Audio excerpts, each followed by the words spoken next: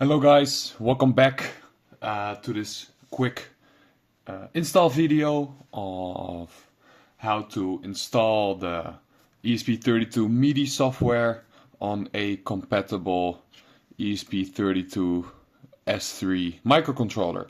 Now I got the ESP32 S3 Supermini right here, as you can see, but this basically works on any ESP32 S3 microcontroller, so if you have a dev board, for example, that also works. Just make sure that it's the S3 version of the ESP32, and you are all good to go to install this software.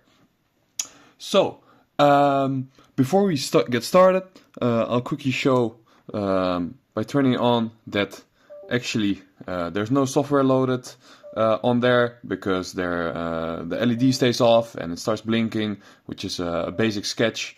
As you can hear, my Windows is recognizing it because the ESP32 Supermini, in my case, is stuck in a boot loop, which we will fix after we upload the software. So go ahead and push the boot and the reset button at the same time. And as you can hear, the computer stopped beeping, and it's now continuously connected to our Windows. So it's actually in download mode, so it's ready to accept firmware from our computer. So I have linked a website in the description below, ESP tool.com, where you can upload software just through your browser, basically. So go ahead and click connect, and you should see a USB GTEC COM. If you're not sure which one it is, because there's a long list of COMs right here, just unplug it and plug it back in and see which one disappears and reappears, and connect to that COM port. So you want to connect. If you're successfully connected, then you actually see in the output terminal right here that it's actually recognized chip type as an ESP32 S3. So you know everything went successful, and then we can start uploading our software. So with your purchase, you found you received an ESP32 zip or RAR file, which you can go ahead and download and open right on your computer. To start uploading our software to our ESP32 S3, we want to unpack the RAR file that you receive with your purchase. I'm just gonna extract it here, and in that file you can see that there's 4 different files, each one corresponding with one of the upload spots on the website.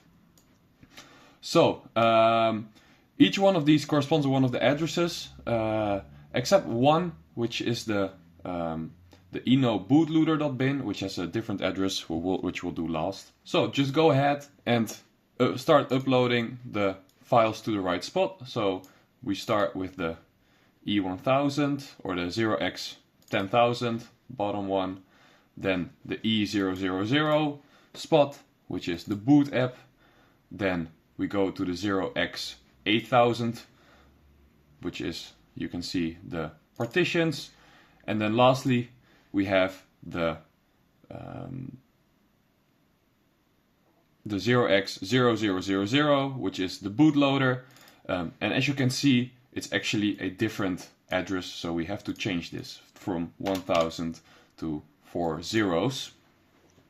You can double check if all the addresses are correct by looking at the file types, and if they are correct, we can click program, continue, and it'll start uploading the firmware to our ESP32. Now that this is ready, you can simply unplug and replug it in. You can see the red LED start to light up. We turn on our Xbox controller and put it in bind mode.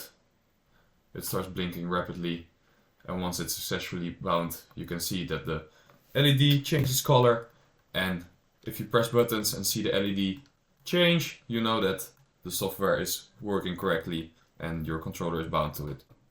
I hope this was helpful. Let me know in the comment section or send me an email if you have any questions, and good luck trying this yourself.